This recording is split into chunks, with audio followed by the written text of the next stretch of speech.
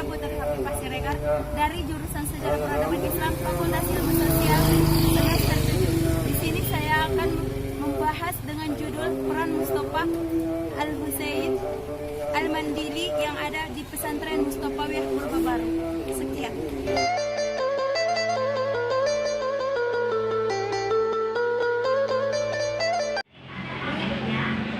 Assalamualaikum warahmatullahi wabarakatuh. Perkenalkan, nama saya Putri Hafifah Siregar dari jurusan Sejarah Peradaban Islam Fakultas Ilmu Sosial dan semester 7. Baik, di sini saya akan mewawancarai salah satu guru sebagai sekretaris dari Pondok Pesantren Mustafawiyah Purba Baru. Inilah dia Bapak sekretarisnya. Perkenalkan Pak. Saya namanya Bapak Haji Mukhlis.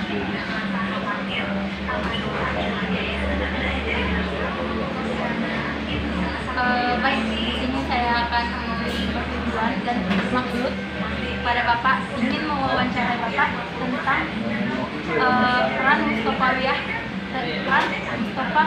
Husain Al-Mandili yang ada di Pesantren Mustafawiyah Purba Baru. Baik, langsung saja Pak. Di sini ada yang saya mau tanyakan, bagaimana peran Mustafa Husain Al-Mandili dalam melatar belakangi berdirinya Pesantren Mustafawiyah Purba Baru. Kalau kita melihat dari sejarah berdirinya Pondok Pesantren Mustafawiyah dulunya kan di Tanubatu, bukan di Purba Baru. Jadi yang melatar belakangi pada saat itu Tanubatu itu adalah pasar. Istilahnya kalau di sekitar daerah sini itu adalah yang paling ramai tempatnya karena itu merupakan pasar antara Pelabuhan Natal dengan Kota Nopan dan Sibolga. Maka karena ramai di tempat ini, maka Bapak itu berinisiatif untuk membuka pengajian besarnya di masjid karena pada saat itu tidak ada pengajian ataupun sekolah-sekolah yang bernuansa Islam. Hanya yang ada sekolah-sekolah dari zaman Belanda kan. Maka oleh karena itulah beliau membuka pengajian di masjid. Tetapi karena tahun 1915 Tanubatu itu karam, datang air pak sekarang, sehingga berpindahlah ke Purba Baru. Maka di Purba Baru anggota-anggota pengajian dan masyarakat yang ada di Purba Baru bersedia bergotong royong untuk mendirikan sekolah pesantren awalnya yang berdinding bambu, yang beratap lalat, itu ada satu. Itulah asal muasal daripada pesantren dari kerjasama antara masyarakat dan anggota dan orang-orang tua daripada siswa untuk mendirikan sekolah. Sampai sekarang berdiri alhamdulillah sudah sampai 210 ruangan.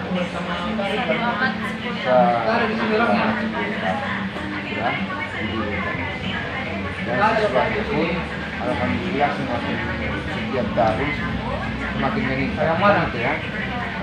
Sekarang sudah mencapai 13.500 siswa.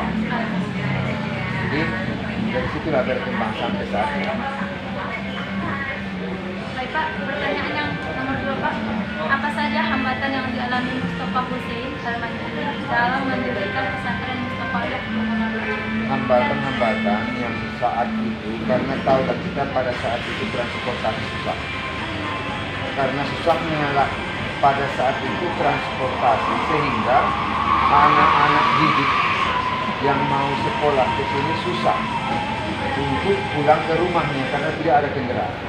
Maka disitulah inisiatifnya untuk membuat gubuk-gubuk untuk anak-anak, sehingga anak-anak tidak pulang ke rumah, hanya pulang sekali seminggu untuk mengambil belanja. Maka didirikanlah, bolehlah orang-orang tua membuat gubuk-gubuk untuk anak-anak bertempat tinggal sampai sekarang. Itulah tetap sebagai tradisi daripada pondok pesantren itu. Hambatan yang pertama pada saat didirikan tidak ada transportasi susah, dan juga pada saat itu karena mungkin saat itu adalah masih zaman penjajahan lagi, belum merdeka. maka jelasnya keamanan lah salah satu pada saat didirikan sekolah ini kan itu ya. Sebagai penghalang mungkin pada saat itu. Tapi alhamdulillah kalau sudah sampai sekarang alhamdulillah semua hambatan-hambatan bisa kita lalui dengan bersabar dan akhirnya seperti yang sekarang inilah. Mungkin hambatan kita sekarang ini hanya kekurangan keuangan. Fasilitas kita yang kurang sebenarnya kalau kita lihat dari jumlah siswa kita kan itu ya.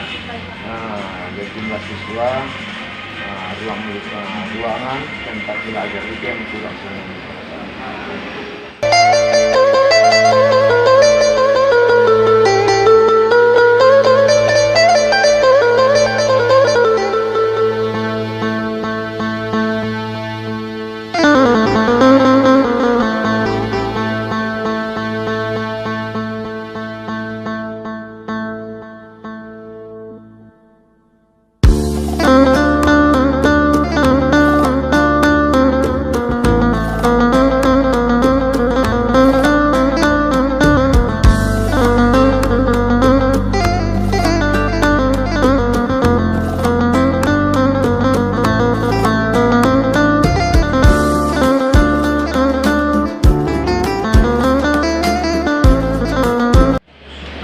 Prakteknya juga tidak ada, hanya karena yang kita tahu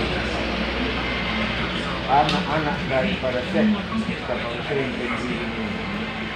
pimpinan pondok pesantren itu tidak ada yang latar belakang pendidikan sampai perguruan tinggi sampai ke luar negeri tidak ada.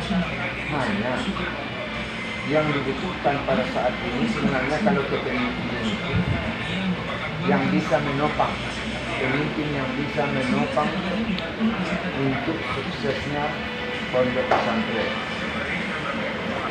Kalau ayah itu bercerita waktu itu, kalau kepemimpinannya mungkin bisa guru-guru kita yang di sini, bukan ya, tetapi yang untuk berusaha bisa berlangsung sukses setelah ini harus yang bisa berusaha di luar untuk bisa menunjang kepemimpinan. Makanya pimpinan kita pondok pesantren itu tidak dari latar belakang pendidikan pendidikan itu ya, hanya pendidikan ekonomi. Karena itu salah satu penunjang daripada pondok pesantren yang bisa berekonomi, bisa menunjang kelanjutan pesantren. Karena kalau kita andalkan daripada uang sekolah SPP anak-anak tidak mungkin cukup untuk kehidupan untuk berpesantren, kan itu ya, pelaksanaan pesantren. Tapi karena ada penunjang daripada usaha-usaha di luar daripada pesantren, itu yang mungkin penunjang supaya bisa terus karya dalam kehidupan. Jadi jelas semua apanya perancang sekolah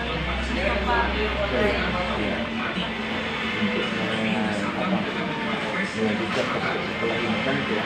Tetapi kalau kita melihat bahwa pemimpin yang pertama setelah meninggal Ustaz Hussein, Bapak Ibu hanya berpendidikan alumni Mustafawiyah, tapi dia mempunyai bisnis untuk menghidupi kehidupan, untuk menunjang kehidupan di pondok pesantren. Begitu juga pemimpin sekarang. Pimpinan pondok pesantren sekarang pun begitu. Bapak itu berusaha di luar, bagaimana untuk bisa menunjang ke pondok pesantren. Memang tidak bisa kita andalkan yang hanya dari pondok pesantren saja bisa bekerja sehari-hari. Kira-kira begitu. Baik Pak, terima kasih hasil wawancaranya. Sekian dari Bapak Sekretaris hasil wawancara yang saya adakan. Terima kasih kepada Bapak. Sukses dalam melaksanakan tugasnya dan berhasil apa yang diceritakan. Terima kasih.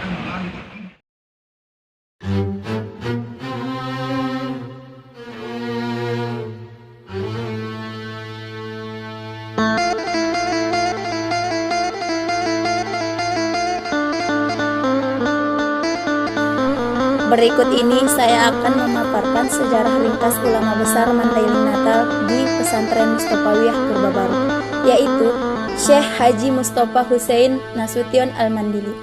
Beliau adalah pendiri Pondok Pesantren Mustofawiyah Purbabaru sejak pada tahun 1916 Masehi di Kabupaten Mandailing Natal.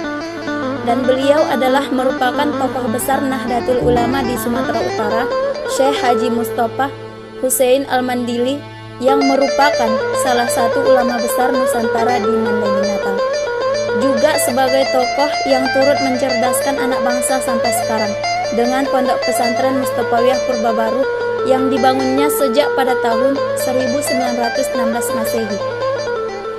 Dan sampai sekarang pesantren tetap eksis yang merupakan salah satu pesantren terbesar di Nusantara yang telah meluluskan ratusan ribuan santri dan yang bertebaran di Nusantara bahkan sampai ke luar negeri. Pesantren ini menjadi kebanggaan masyarakat Mandailing Natal sebagai mesin pencetak kader-kader penerus umat.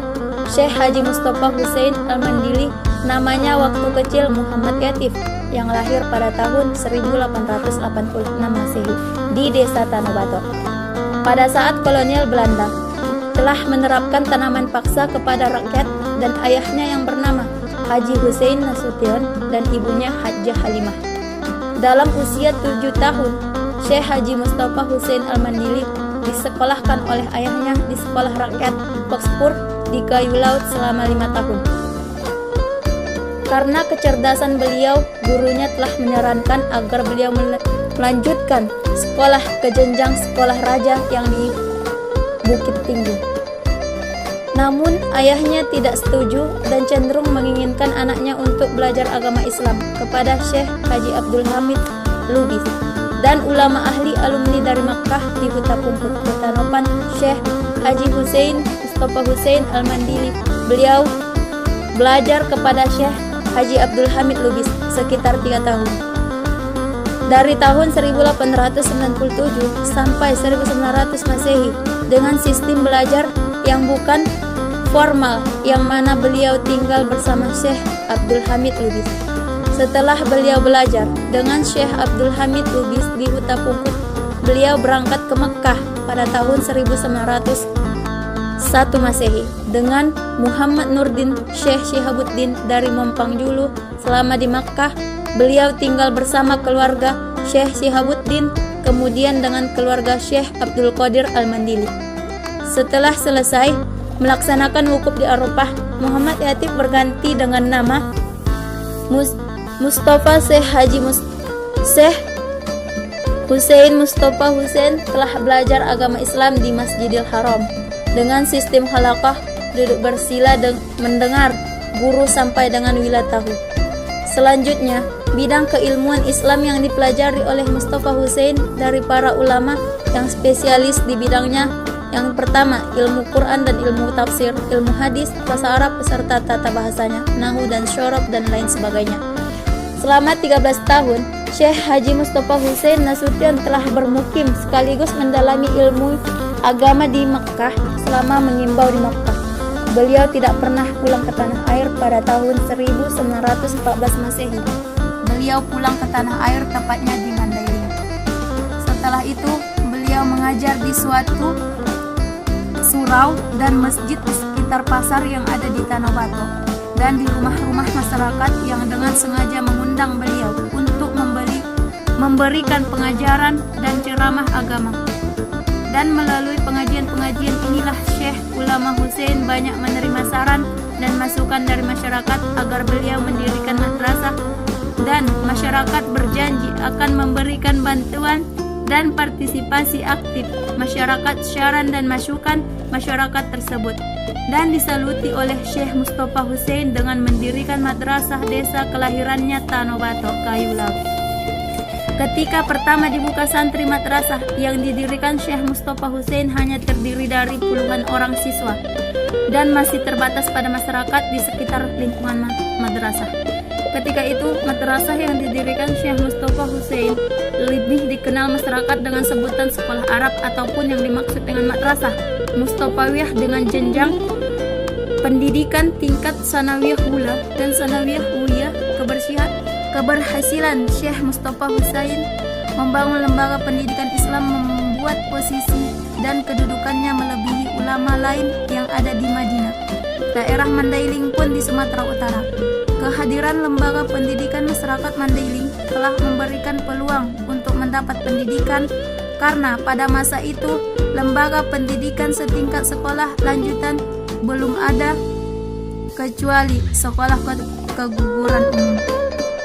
Dengan demikian, masyarakat yang mempunyai anak setelah tamat sekolah rendah, sekolah rakyat dapat melanjutkan lebih tinggi di atasnya, yakni di Madrasah Mustofawiyah sejak pada tahun 1915 yang terjadi banjir bandang di Tanubatu yang menghanyutkan rumah-rumah penduduk termasuk sekolah madrasah yang dibangun Syekh Mustafa Husain. Melihat kondisi dan situasi sekolah madrasah ini berpindah desa ke Purbabaru. Awalnya murid-murid yang turut menyertai Syekh Mustafa Husain pindah dari Tanubatu ke Purbabaru hanya berjumlah 20 orang siswa. Mulai dari saat itu, sekolah ini terus berkembang dan sekarang menjadi Mustofawiyah Purbabaru. Dan saat sekarang ini termasuk salah satu pesantren terbesar di Indonesia dengan jumlah siswanya lebih dari 12.000 santri. Pesantren ini juga merupakan pondok yang klasik dan mempelajari kitab-kitab kuning dan juga kitab-kitab lainnya.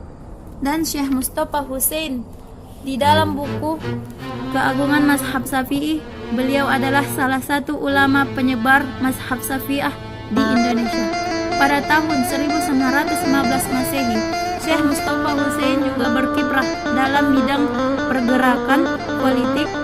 Beliau sebagai ketua syarikat Islam cabang Tanubatu yang saat itu baru beberapa tahun berjalan di perpecahan kalangan masyarakat tentang masalah khilafiyah pada tahun 1930.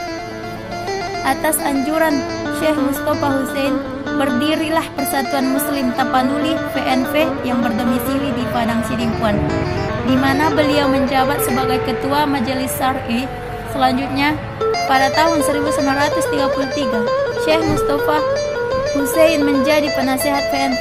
Organisasi ini didirikan beberapa penolakan terhadap pemakaian mazhab dalam tawalid. Pada tahun 1930, beliau selaku pendiri organisasi dan setelah kemerdekaan organisasi ini telah bergabung dengan Nahdlatul Ulama di Sumatera Utara. Kemudian, pada tahun 1939, atas inisiatif dan anjuran Syekh Mustafa Husain telah dibentuklah suatu organisasi Islam dan bersifat sosial dengan nama Al-Hikabul Al-Islami yang merupakan perkumpulan. Kemudian pada tahun 1939, atas inisiatif dan anjuran Syekh Mustafa Husain telah dibentuklah suatu organisasi Islam dan yang bersifat sosial dengan nama Al-Hikabul Al-Islamiyah yang merupakan perkumpulan bagi alumnus pesantren Mustofawiyah Purbabaru dan yang bertujuan untuk menyatukan persepsi tentang pelajaran-pelajaran di semua sekolah agama dengan arti seluas-luasnya, dan yang berpusat di Purbabaru, Mandailing. Anggotanya terdiri dari murid-murid dan yang alumni Madrasah Mustofawiyah. Selanjutnya, dalam rencana revolusi pada zaman Jepang, Syekh Mustafa Husain telah diangkat menjadi anggota Tapanuli Sisoni Pokai dan Pokai. Kemudian pada tahun 1944 didirikan organisasi Islam di Padang Sidimpuan dengan nama Majelis Islam Tinggi ataupun MAITI, dan Syekh Mustafa Husain diangkat menjadi ketua umum. Setelah itu Majelis Islam Tinggi digelubur menjadi Masyarakat Umat Islam di Indonesia. Mustafa telah diangkat sebagai penasehat Majelis Sumatera pada tahun 1945. Indonesia telah merdeka. Syekh Mustafa Husain telah diangkat menjadi anggota Komite Nasional yang berpusat di Purbabaru di Kota Nopan, Mandailing, Natal, dan artinya telah mengikuti pertemuan-pertemuan Komite Nasional diangkat dalam tingkat kepresidenan Tapanuli. Pada saat itu, Nahdlatul Ulama berkembang di Sumatera Utara yang membawa dampak positif dan kondisi mempertahankan ajaran ahli sunnah wal jamaah. Syekh Mustafa Hussein merupakan simbol bagi Nahdlatul Ulama dan perkembangan Nahdlatul Ulama di Sumatera Utara pada tahun 1953. Syekh Mustafa Hussein menghadiri pertemuan ulama seluruh Indonesia yang dilaksanakan di Medan, yang mana pertemuan ini membahas tentang memilih hukum anggota konstitual dan Dewan Perwakilan Rakyat ataupun DPR pada pemilihan umum pada tahun 1955 di kalangan umat Islam. Sekian hasil dari video saya.